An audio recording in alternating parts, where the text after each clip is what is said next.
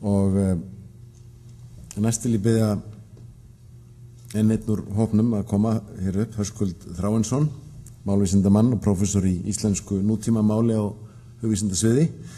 Hann ætlar að tala íslensk orð og erlend, útlit og framburð orða, óvænt orð og lokaorð. Hann fær nú samt ekki að eiga lokaorðið hér. En erindi hans nefnist orð og mál. Gjörðu svo vel, Höskuldur.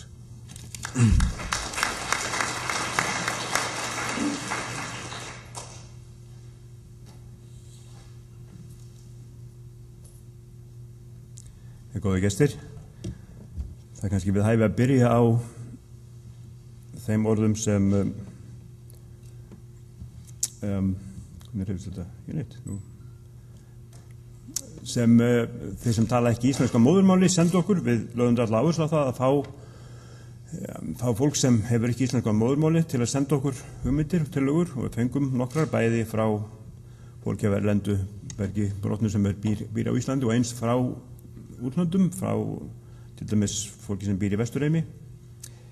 Þetta eru sem þeir orðflokkar sem eða hópar af orðum sem ég ætla að tala En ef við förum fyrst í þessi sem þeir senda okkur sem hafa einhvern annað orð, annað mál sem móðurmál, þá er þarna fyrst dæmi sem norðmaður sendi, segist hafa verið í brúðkaupsafmæli, ásafmæli og farið upp á Öræfin, og þá sá hann eyrarrós í Árfarvegi.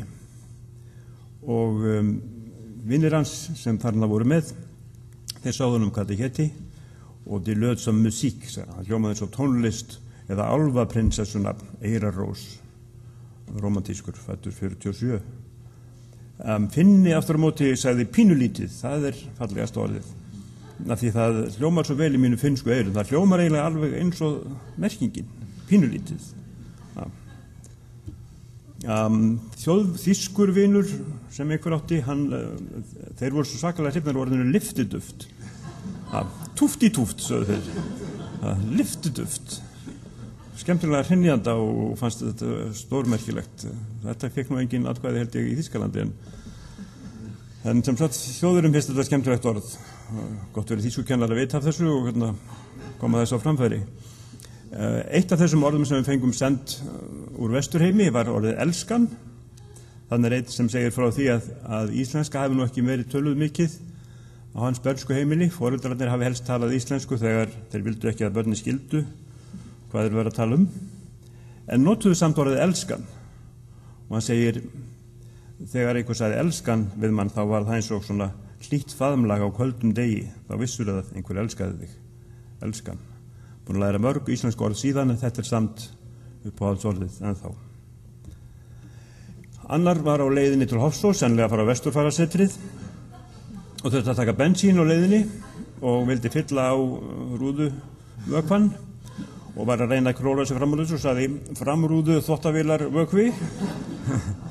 En afgreiðslumaðurinn leit á hann og sagði, já, I think you mean rúðupiss. Og þá sagði hann, já, ég áttaði mig ekki á því á hinni sönnu fegurð íslenskunnar. Rúðupiss var auðvitað málið. En annars sagði frá því að orðið það væri mikilvægasta orðið fyrir útlendinga að læra. Þá gætu þeir svona, nota þetta, eða þeir væru skildu ekki alveg það sem þeir verið að tala en jafnframt hljómað eins og innfæddir. Og hann segir, hvergi annar staðar er undrun látin í ljós með á svona afdráttarlausan hátt, with such finality, eins og íslensku. Hrifin af þessu orði. Síðan tók ég tvö dæmi það hvað orði geta skipt miklu máli fyrir fólk, kannski ekki síst fyrir fólk sem á undir högg að sækja af einhverjum ástæðum. Ein tildagan var til dæmis svona, það var orðið bæting og sá sem sendi þetta inn var með þessu röksemd, ég er einhverfur og er alltaf að hugsa það að bæta mig í sundi, í æfi sund og í skólan. Þess vegna orðið bæting, hans orð. Annar sendi inn orðið örhugi og segir ADHD er ekki fallegt.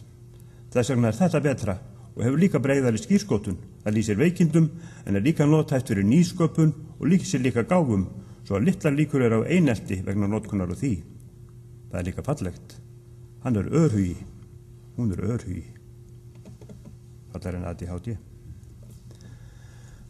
Það voru nokkur dæmi það að menn svona væri með röksemd úr framburðinum eins og þeir nefndu Sigríður áðan til dæmis. Sérstaklega hrifin af þessu skilgreiningu orðinu glitra, það svo margt sem glitrar og svo Skotlands árið gaman að segja það. Tungan titrar og það smellur út úr munni mælandans eins og lágstemdur trommuþytur. Og hvað glitrar? Augu, vatn og haf, ský, dögg á grasi og kóngulóarvef, snjór í túnskinni, rím, stjörnur, tár og glærbrot, kristallar og demantar, flottir krómaðir hjólkoppar, kristalsglös, jólaskraut. Það glitrar stundum á tennur og svo getur fólk glitrað af gleði. Þetta er 62 þessi. Annað svona skáld segir að orðið haf sé fallegast orðið. Háhljóðið er eins og fjarlægur ómur og felur í sér ásamt A-hljóðinu óra víddir hafsins á meðan F-hljóðið undirstrykar orðið í heild sinni og er líkt á bára sem fellur á víðri strönd. Haf.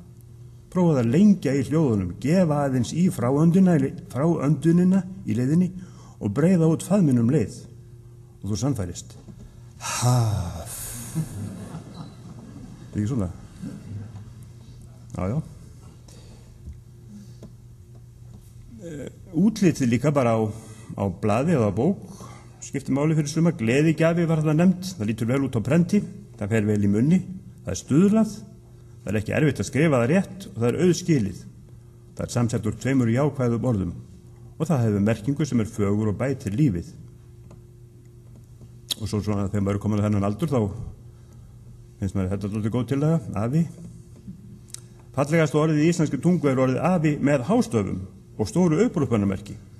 Sérstaklega þegar það heyrist úr sandkassanum í leikskólanum, þegar afi sækir dóttursoninn í leikskólan og fær að passa hann það sem eftir dags. Með hástöfum og stóru upprópunarmerki, það er aðalatriðið. Og fleiri svona dæmi að útlitið og formið hafi haft áhrifamenn. Tindilfætt, ég var að reyna að náðu svona með litbrigðum þarna. Orðið er fallegt á blaði, stafirnir teygja sig upp eins og leggir, en einnig er falleg klingjandi í því sem bergmálar merkinguna og kallar fram skemmtilega mynd í hugan. Og af því að ég er æðarbundi svona í hjárverkum þá tók ég þetta þarna, æðardúnn, sérstaklega íslenskt orð með íslenskum stöfum. Það, eins og Sigríður nefndi áðan, skipti oft miklu máli fyrir fólk og hefur yfirbörða hljómburð. Hugsið ykkur Arnar Jónsson segja æðardúnn. Ég verði að hugsa ykkur að það, ég get ekki leikið þetta eftir. Auk þess er æðardúnn mjúkur og fallegur draumkendur jafnvel. Það hefur allt með sér. Þetta var dálítið líka svona í stíl við það sem að Sigga var með áðan. Krossömssessa inniheldur 7S sem er reyndar ekkert svo merkilegt það sem þetta er samsett orð en það er svo sannarlega gaman að skrifa það á leiklaborð. Það er svona ýmis atriði sem skipta máli fyrir fólki sem átti við orð. Nunnumunur. Prófaði að handskrifa þetta orð með tengiskrift og þá kemur fegur þessi ljós. Ég var að reyna það en já. Nunnumunur. Fallegt. Svo í lokin svona fá einn óvænt orð. Afgjalds hvaðar verðmæti.